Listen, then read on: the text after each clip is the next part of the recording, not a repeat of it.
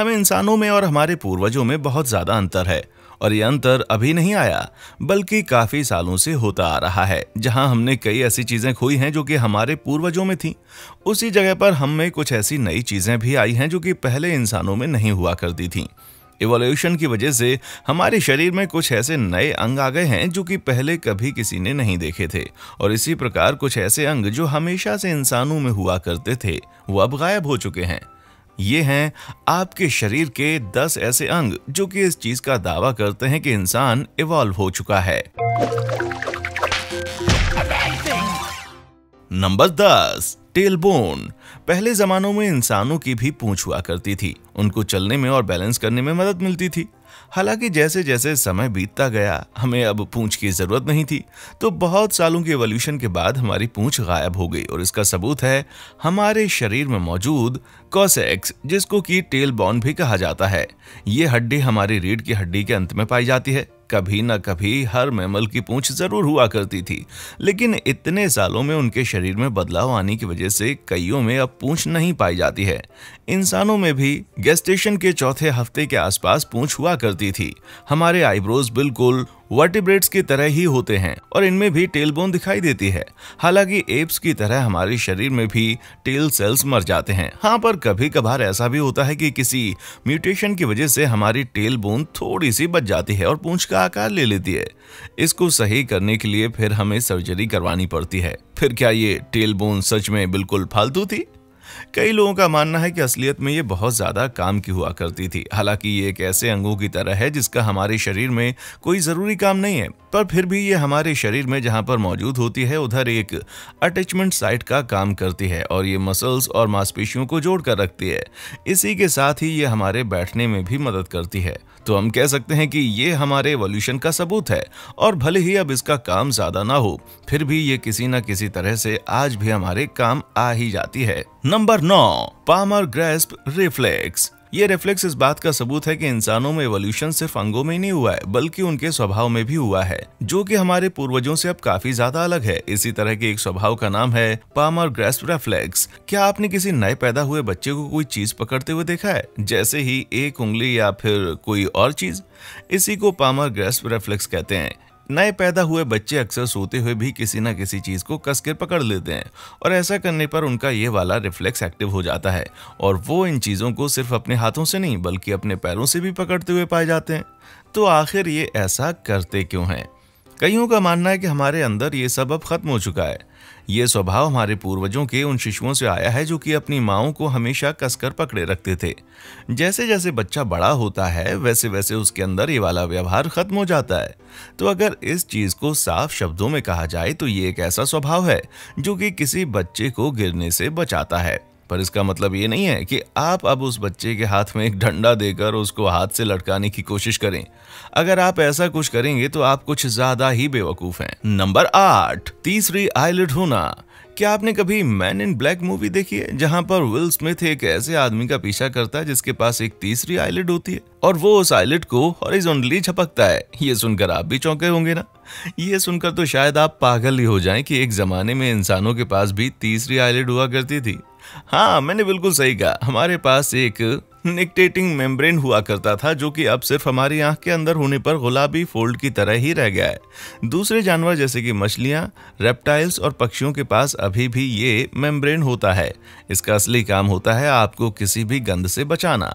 तो अब हमारे पास ये तीसरी आईलिड क्यों नहीं है? अगर मैं आपको बताऊं तो ऐसा इसलिए है क्योंकि अब हमें इसकी कोई जरूरत नहीं है। पहले जमाने में हम शिकार करने के लिए अपनी आंखों पर पूरी तरह से निर्भर थे, इसीलिए हमारे को एक और आईलिड की जरूरत थी जो कि आंखों को गंध से और सूखा होने से बचा कर रखे। पर अब क्योंकि हम लोग इकट्ठे रहते हैं और पहले की तरह शिकार नहीं करते, धीरे धीरे करके हमारे शरीर से ये वाली पलक भी हट गई और अब उसकी जगह सिर्फ एक छोटा सा गुलाबी टिश्यू रह गया है। नंबर 7, अकलदाढ़। ये तो हम सब ने महसूस किया है कि बड़े होते समय हम सब के लिए सबसे ज्यादा दर्दनाक समय तब होता है जब हमारी अकलदाढ़ आ रही होती है। अकलदाढ़ का निकलना एक बहुत ही ज्यादा दर्दनाक चीज है और अगर आप बहुत ज्यादा बदकिस्मत हैं तो हो सकता है कि आपकी अकलदाढ़ निकलते समय आपके मुंह में मौजूद दूसरे दांतों पर भी जोर डाले और ऐसा होने पर फिर लगने लगते हैं हमारे डेंटिस्ट के चक्कर। पर क्या आपको ये चीज का पता है कि हमारी अकलदाढ़ भी हमारे इवोल्यूशन का एक सबूत है? माना जाता है कि हमारे पूर्वजों के पास बड़े मुंह और बहुत बड़े और नुकीले दांत हुआ करते थे, जो कि उनको खाने में मदद करते थे और जो कि आज के इंसानों से बिल्कुल अलग हैं। उनको 32 दांतों की बहुत ज्यादा जरूरत थी और इसके साथ ही उनको उन एक्स्ट्रा मोलर्स की भी बहुत जरूरत थी। खाने को अच्छे से चबाने के लिए इसकी जरूरत होती थी और फिर हुई इंसानों की इवोल्यूशन। अब हम ये जान चुके थे कि किस तरह से आग लगाई जाती है और खाना पकाया जाता है। हमारा जबड़ा छोटा होता गया और इसीलिए अब इन 32 मोलर की हमको कोई जरूरत नहीं है। पर क्या आपको इस चीज का पता है कि कुछ लोग इतने किस्मत वाले होते हैं कि उनकी अकलदाढ़ कभी आती नहीं है? नंबर 6, कानों को हिलाना। ये उन चीजों में से एक है जिस पर लोगों को बहुत गर्व होता है। वैसे तो ज्यादातर लोग इस चीज को कर नहीं पाते, लेकिन जो कर पाते हैं वो इस पर बहुत गर्व करते हैं। आपने कई बार देखा होगा कि कुछ लोग अपने कानों को बिना छुए उनको हिला लेते हैं और ये एवोल्यूशन का एक बहुत बड़ा सबूत है। तो आखिर लोग ऐसा करते कैसे हैं? ये सीधे सीधे उन 3 मसल से जुड़ा हुआ है जो कि हमारे आउटर ईयर में मौजूद होते हैं और जिनको एरिकुलर्स कहा जाता है। जो लोग अपने कानों को इस तरह से हिला सकते हैं, हम कह सकते हैं कि उनके कान के मसल्स बहुत मजबूत हैं। बाकी मैमल्स इन मसल्स का अपने कानों को हिलाने में बहुत ज्यादा इस्तेमाल करते हैं, जिससे कि उनको ये पहचानने में आसानी होती है कि कोई भी आवाज कहां से आ रही है। अगर आप एक एग्जाम्पल देखना चाहते हैं तो अगली बार किसी बिल्ली को कोई आवाज सुनते हुए देखना और ध्यान दीजिएगा, आप उसके कानों को जरूर देखें, क्योंकि किसी भी आवाज को सुनने के लिए वो अपने कानों को जरूर हिलाती है। लेकिन हम इंसान अब अपने कान को नहीं हिला सकते। फिर से जवाब यही है कि हमें इसकी कोई जरूरत नहीं है। जब हम शिकारी हुआ करते थे तो हमें आवाज सुनने के लिए इसकी जरूरत हुआ करती थी। इंटरेस्टिंग बात यह है कि बिना कानों को हिलाए भी आज भी हम लोग छोटी से छोटी आवाज को बहुत अच्छे से सुन पाते हैं। रिसर्चर्स ने इस चीज को एक एक्सपेरिमेंट से साबित किया है, जिसमें कि उन्होंने हमारे कान के मसल्स के ऊपर एक इलेक्ट्रोड लगाया और हमारे कानों में पहुंच रही आवाजों को सुना था। नंबर 5, रोंगटे। क्या आपको याद है कि आखिरी बार आपके रोंगटे कब खड़े हुए थे? क्या ये तब हुआ था जब बहुत ठंडी हवा चल रही थी, या फिर जब बहुत ज्यादा गर्मी पड़ रही थी, या फिर ये तब हुआ था जब आप एक बहुत प्यारा गाना सुन रहे थे जिससे कि आपको किसी चीज की या जगह की याद आ गई हो? जी हाँ, मैं रोंगटों की बात कर रहा हूँ और ये हमारे इवोल्यूशन का एक बहुत बड़ा सबूत है। इतना तो आप सब जानते हैं कि हमारे रोंगटे एरेक्टर पीली मसल्स की वजह से खड़े होते हैं। ये सिर्फ हमें ही नहीं बल्कि दूसरे मैमल्स में भी पाए जाते हैं, जैसे कि बिल्लियां, जो कि जब डर जाती हैं तो और भी ज्यादा बड़ी दिखती हैं। तो हम ये कह सकते हैं कि रोंगटे डोमिनेंस दिखाने के लिए इस्तेमाल किए जाते हैं। इसके अलावा ये हमें बहुत ज्यादा ठंड के मौसम में बचाकर भी रखते हैं। खड़े हुए बालों की वजह से हर बाल के बीच में और जगह बन जाती है, जिससे कि जानवरों में ज्यादा अच्छे से इंसुलेशन होता है। अब आप इस पक्षी को देख लीजिए। तो चलिए, हमें ये तो पता चल गया कि जब हमें ठंड लगती है तो हमारे रोंगटे क्यों खड़े हो जाते हैं। हालांकि पहले जमाने में जब हमारे पूर्वजों के बहुत ज्यादा बाल हुआ करते थे, तभी रोंगटे डोमिनेंस दिखाने के लिए भी काम आते थे। और अगर हमारे रोंगटों की बात की जाए तो जब भी हम कोई अच्छी चीज याद करते हैं तो उससे हमारे शरीर में एड्रेनलिन बढ़ता है, जिससे कि हमारे शरीर का फाइट और फ्लाइट मैकेनिज्म चालू हो जाता है और इसी वजह से हमारे रोंगटे खड़े हो जाते हैं। इससे पहले कि हम अगले पार्ट पर जाएं, आप लोगों के लिए एक बहुत ही मजेदार सवाल है। मार्क वेलबर्ग, लिली एलन और हैरी स्टाइल्स जैसे बड़े कलाकारों में कौन सी ऐसी चीज है जो कि कॉमन है? इसका जवाब है हमारा अगला शरीर का अंग। Number 4, extra nipples. जी हाँ, मार्क, लिली और हेनरी तीनों के पास ही एक्स्ट्रा निपल्स हैं। आपको ये सुनकर अजीब लग रहा होगा, है ना?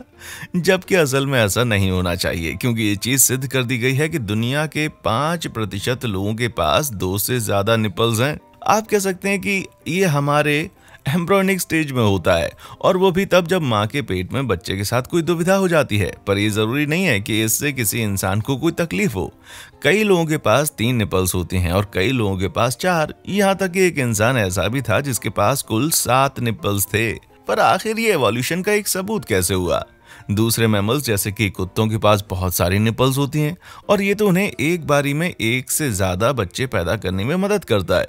तो हम कह सकते हैं कि कभी ऐसा समय भी हुआ करता था जब हमारे पूर्वज एक बारी में 1 से ज्यादा बच्चों को जन्म दिया करते थे। Number 3, palmaris longus muscles. तो मैं चाहता हूं कि आप कुछ करें। अपने हाथों को इस तरह से रखें कि आपके हाथों की तली ऊपर की तरफ हो और फिर आप अपने अंगूठे को अपनी सबसे छोटी उंगली को एक दूसरे से मिलाएं। तो क्या आपको अपनी कलाई पर एक लाइन दिख रही है? ये है पामरीज लाउंज मसल्स। ये वाली लाइन जो आपने अभी अभी अपनी कलाई पर देखी है वो एवोल्यूशन का दावा करती है। और सबसे हैरानी वाली बात तो ये है कि पूरी दुनिया में 14% लोग ऐसे हैं जिनके पास ये नहीं है। पर आखिर इसका काम क्या है? तो देखिए, माना जाता था कि हमारे पूर्वज खेलने के लिए या चलने के लिए अपनी कलाई का इस्तेमाल करते थे और पामरीज लाउंज मसल इसमें उनकी खूब मदद करती थी। अगर आप दूसरे जानवरों को देखेंगे जैसे कि बंदर, तो आप देखेंगे कि उनके पास एक पेड़ से दूसरे पर छलांग मारने के लिए बहुत ज्यादा डेवलप्ड टेंडन्स हैं। अब शायद आप इस चीज को समझ पा रहे होंगे कि हम किस तरह से बंदरों से जुड़े हुए हैं। हम इंसानों के लिए जो कि आजकल की दुनिया में पैदा हुए हैं इसका भी कोई इस्तेमाल नहीं है। यहाँ तक कि डॉक्टर्स इस मसल्स को कॉस्मिक सर्जरी और दूसरी सर्जरीज में भी एक ग्राफ्ट की तरह इस्तेमाल करते हैं। और कुछ नहीं तो ये इस चीज का दावा जरूर करता है कि पहले से हम कितने बदल चुके हैं। Number 2, plantaris muscle. इस चीज को तो हम जान ही चुके हैं कि किस तरह से पामरीज लाउंज मसल्स हमारे काम आता था और हमें एक पेड़ से दूसरे पेड़ तक छलांग मारने में मदद करता था। पर अगर आप प्रीमेट्स को देखें तो आपको ये पता चलेगा कि वो इस चीज के लिए अपने पैरों का भी इस्तेमाल करते हैं और हमारे पैरों में मौजूद मसल है प्लांटरीज मसल।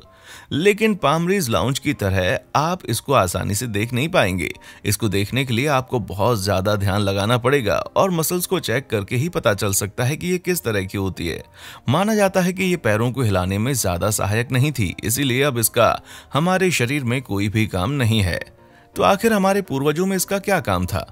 ये हमें एक पेड़ से दूसरे पेड़ पर चढ़ने में मदद करता था, क्योंकि हम सिर्फ अपने हाथों से ही नहीं अपने पैरों की मदद से भी इधर से उधर जाया करते थे। पर जैसे जैसे इंसानों का एवोल्यूशन होता गया हमें इसकी अब कोई जरूरत नहीं थी और अब हम आराम से अपने पैरों पर चल सकते हैं। नंबर 1, आंखों का रंग और एपिकेंथिक फोल्ड। कहा जाता है कि आंखों से किसी भी इंसान की नियत का पता चल जाता है, पर हमें क्या पता था कि ये हमें इस चीज का दावा भी करती है कि हम इवॉल्व हो चुके हैं। अभी के लिए हम आंखों के रंग को एग्जाम्पल के तौर पर लेते हैं। माना जाता है कि हमारे सबसे पहले के पूर्वज अफ्रीका से आए थे, क्योंकि ये लोग यूवी रेज के सीधे टच में थे और गर्म जगह पर रहते थे। इस वजह से इनका स्किन टोन डार्क था, जिसकी वजह से इनकी जीन्स में भी बदलाव आए थे और यही सेम जीन्स हमारे आंखों के रंग को भी प्रभावित करते हैं। इसीलिए उस समय जो सबसे ज्यादा पाए जाने वाले आंखों के रंग थे वो भूरा था या फिर काला था। ये तो तब हुआ था जब लोग दुनिया के अलग अलग हिस्सों में जाने लग गए थे। हमारे पूर्वजों में अलग अलग आंखों के रंग भी पाए जाने शुरू हो गए। अगर नीली आंखों की बात की जाए तो सोचा जाता है कि ये इंसानों को नियोलिथिक यूरोप ठंड के अंधेरे वाले दिनों से बचाने में मदद करते थे, जो कि भूरी आंखों वाले लोगों के लिए मुश्किल माना जाता था। हमारी आंखों से जुड़ी एक और मिस्ट्री है एपिकेंथिक फोल्ड, जो कि ज्यादातर एशिया में रहने वाले लोगों में पाई जाती है। इस चीज को समझाने के लिए काफी बातें सामने आईं। कईयों का मानना है कि ये फोल्ड आंखों को धूप से और यूवी रेडिएशन से बचाने में एक परत की तरह काम करते हैं, जो कि आगे जाकर उनको ठंड से भी बचाता है। दूसरे लोग हालांकि इसके विपरीत सोचते हैं। उनका मानना है कि ये इसलिए हुआ है क्योंकि एशिया के ज्यादातर लोग ट्रॉपिकल जगहों से बाहर और आर्कटिक जगह में इवॉल्व हुए हैं। डॉक्टर फ्रैंक प्रायर, जो कि ओहियो स्टेट यूनिवर्सिटी के एक एंथ्रोपोलॉजिस्ट हैं, उनका मानना है कि ये फोल्ड किसी तरह प्लेयोट्रॉपिक जीन से जुड़े हुए हैं, जो कि एक जीन होता है जिससे कि बहुत सारी चीजें जुड़ी होती हैं, लेकिन असल में इसका कोई इस्तेमाल या एक्सप्लेनेशन नहीं है। तो इसीलिए ये एक बहुत बड़ा सबूत है कि इंसान इवॉल्व हो रहे हैं और पहले के मुताबिक काफी ज्यादा बदल चुके हैं।